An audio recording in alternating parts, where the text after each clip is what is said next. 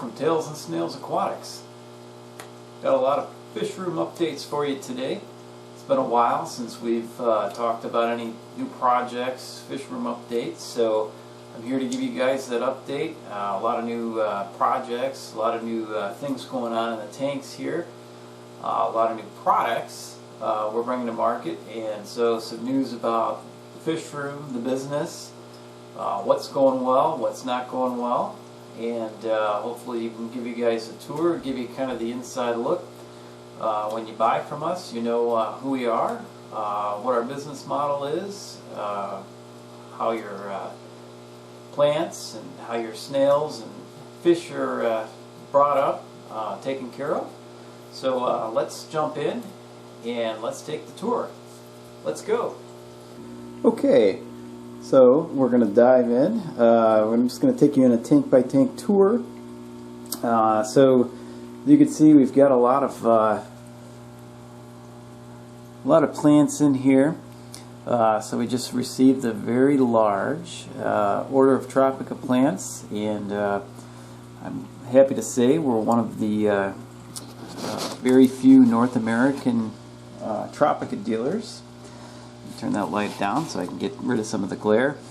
So we wanted to, when we started getting into business here, one of the tenets that I wanted to employ with the business is, and I really want to carry products that I believe in, and you know, we watched all these videos on Tropica and the aquascaping, which is, you know, still in its infancy here in the States. If you look in Europe, there's just tons and tons of Tropica dealers. In the United States, these are wonderful, fantastic plants, high quality plants.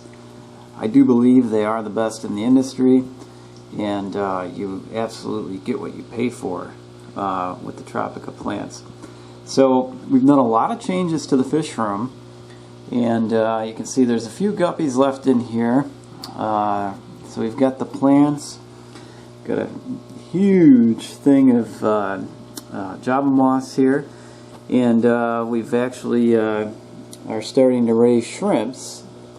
And I've got some baby blues, baby blue snails in here. I don't know if I can zoom in and get this guy. It's hard to sometimes get the, there he is.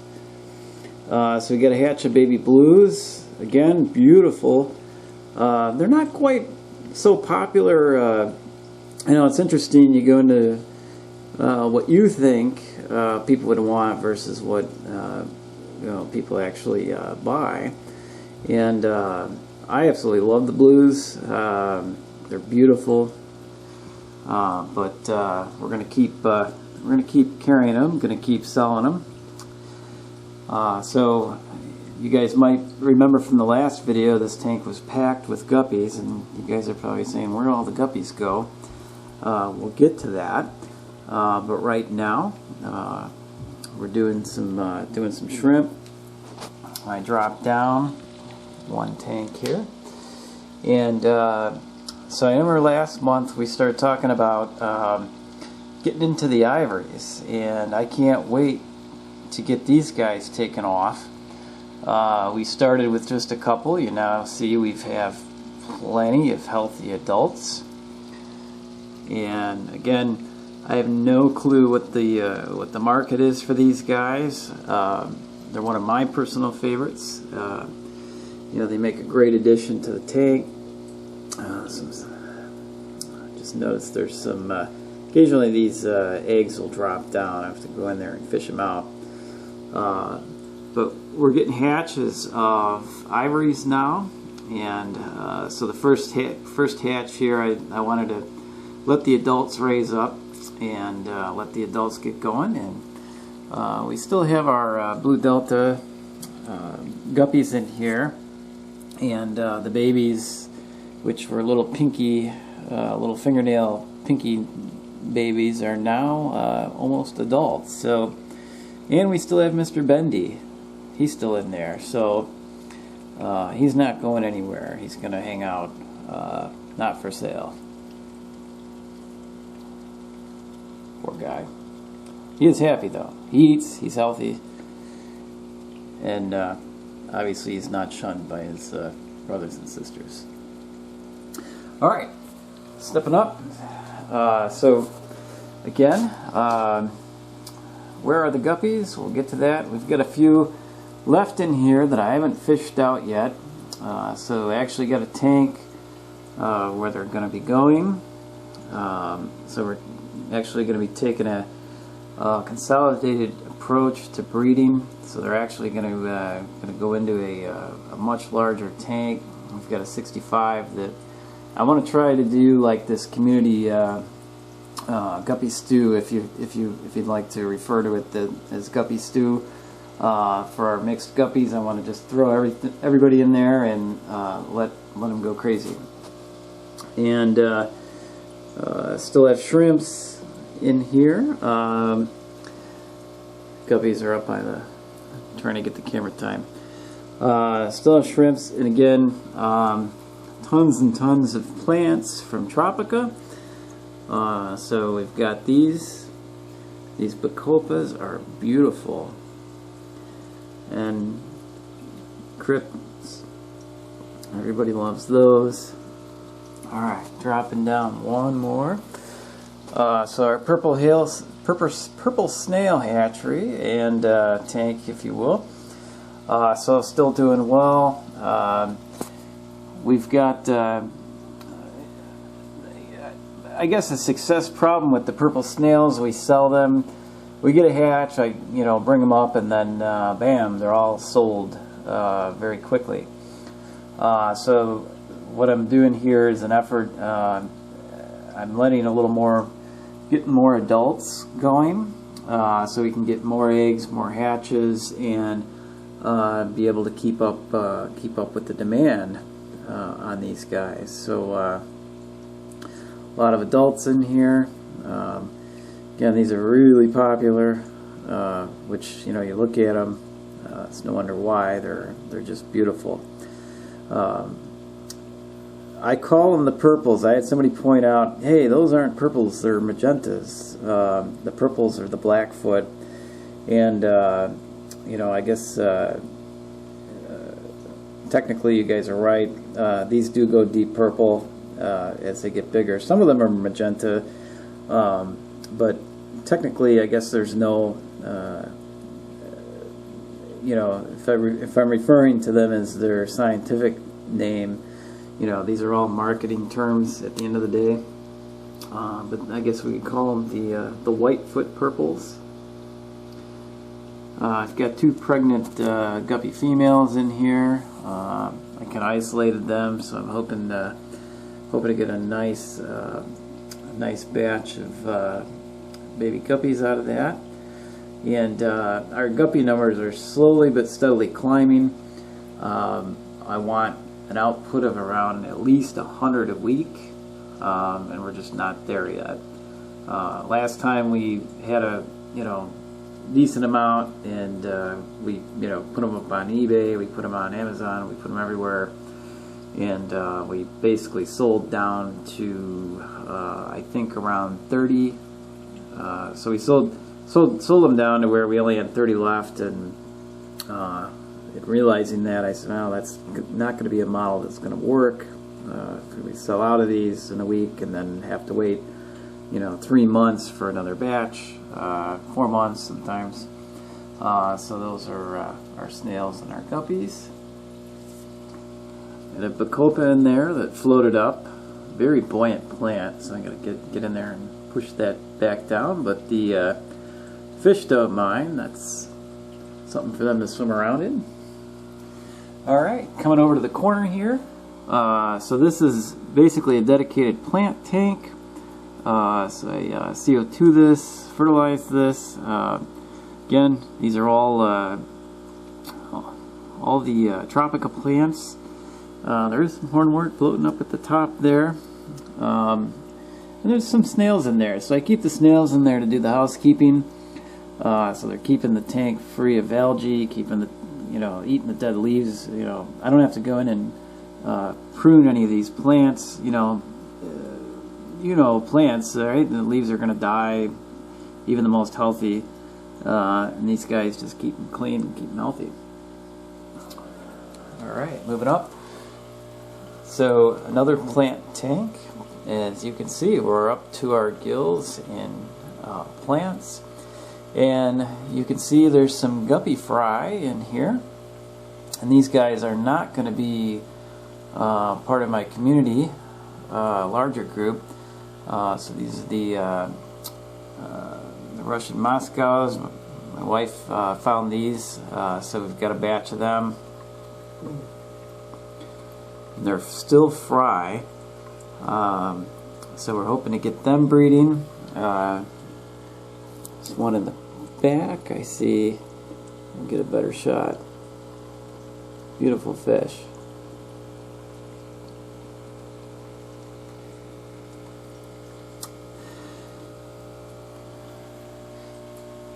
That's another plant tank. And of course we've got some snails in there to do our housekeeping. I got some purples in there. I think there's 3 purples in this tank. Well, that's a 10-gallon. And I actually want to, as next time the tanks go on sale at PetSmart or Petco, waiting for the $1 per gallon sale, this is going to be replaced with a 20.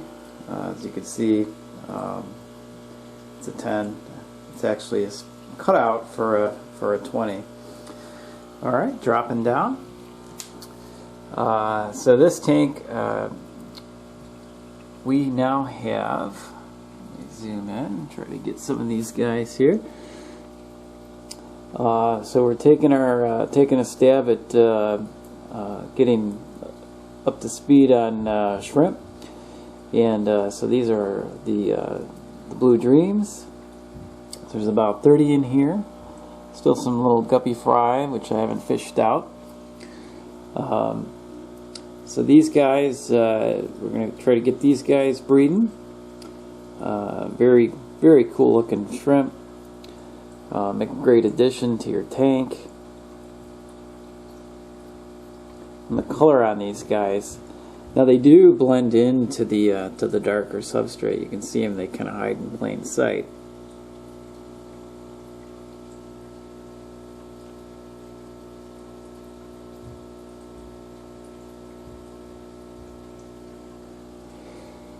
Which is funny.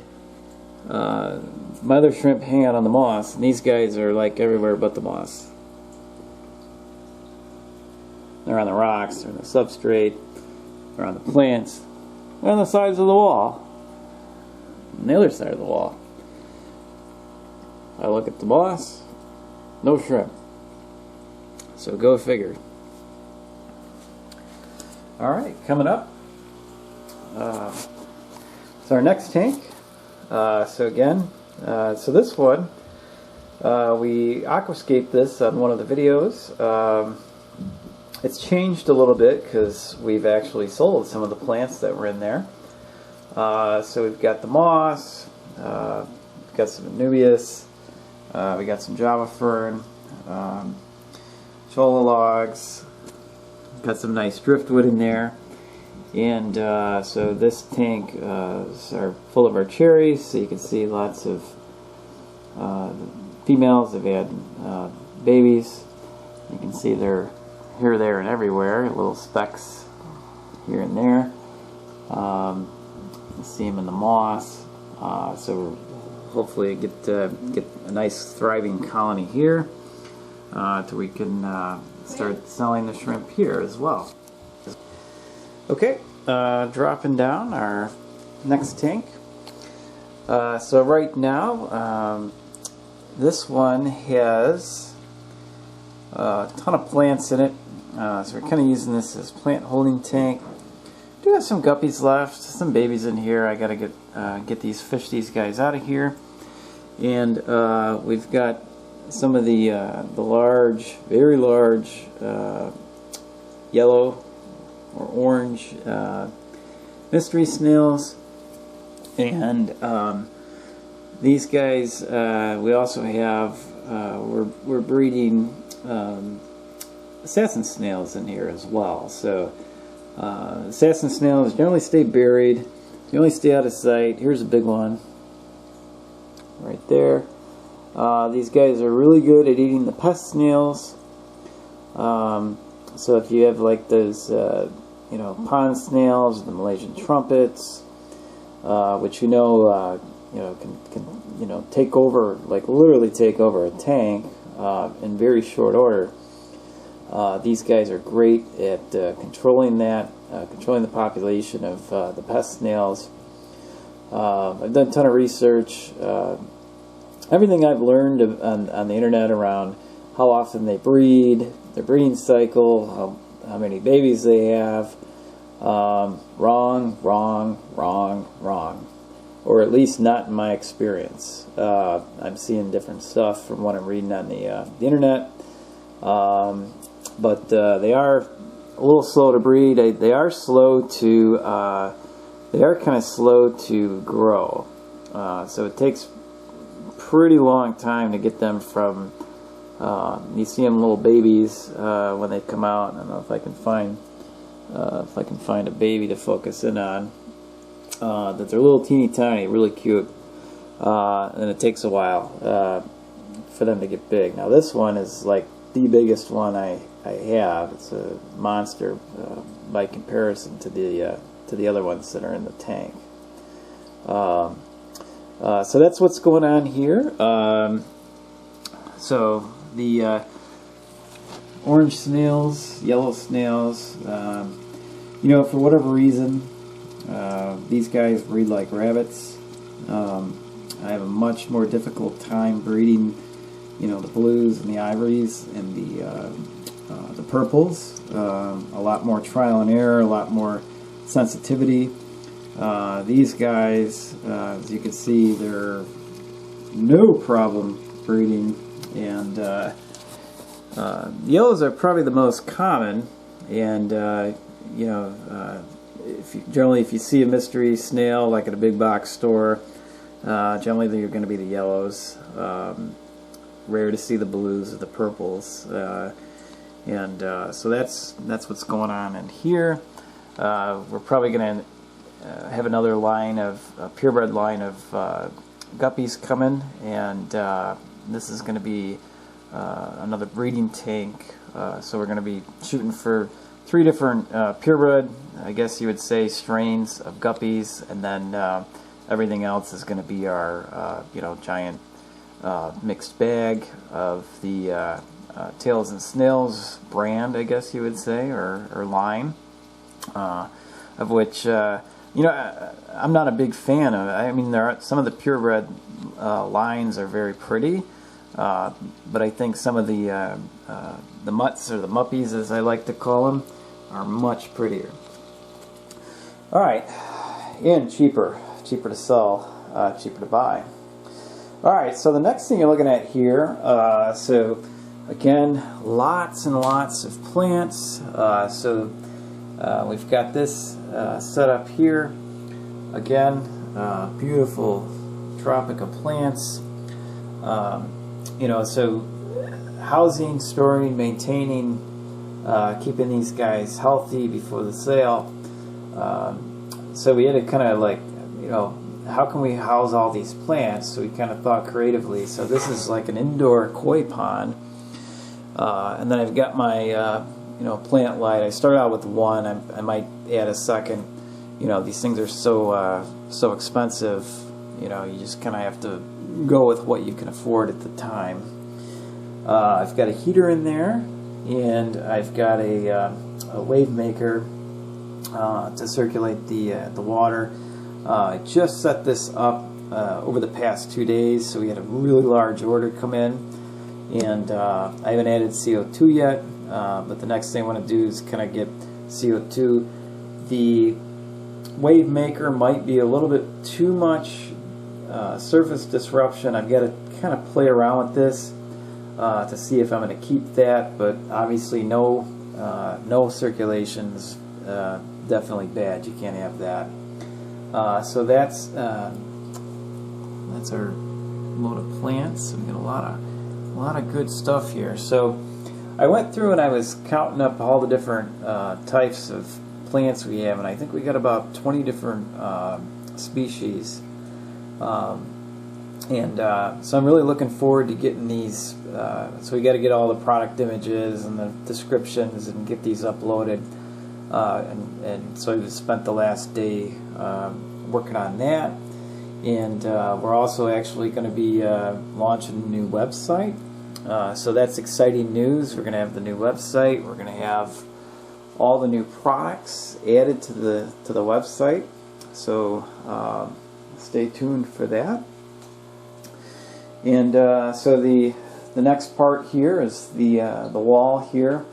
So we're going to be expanding this out as well. So this is going to be built out the same as this wall. So we're going to have room for 1, 2, 3, 4, 5, 6.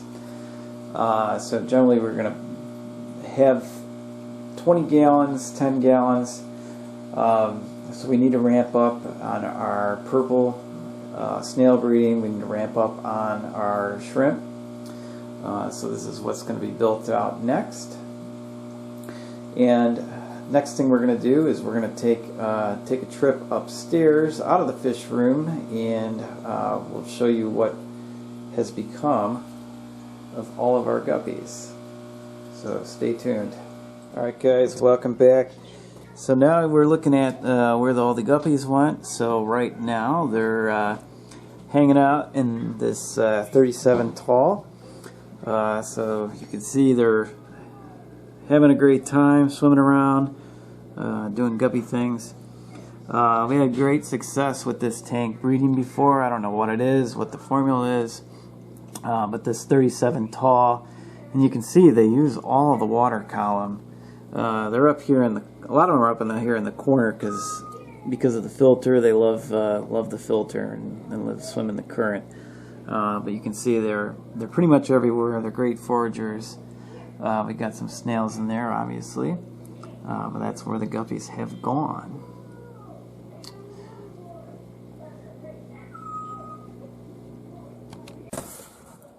Alright, last but not least, guys, I was going to show you guys this. So we got a lot of driftwood. So we got to get this product listed. So we've got a lot of large, a lot of extra large, tons and tons. So basically, we've got to get the measurements, get this listed on the website. So that is the large, and then for the smaller tanks, we've obviously got a little bit of everything here. So a lot of great looking driftwood. In fact, I'd love to use some of this myself. So stay tuned. Plenty of driftwood.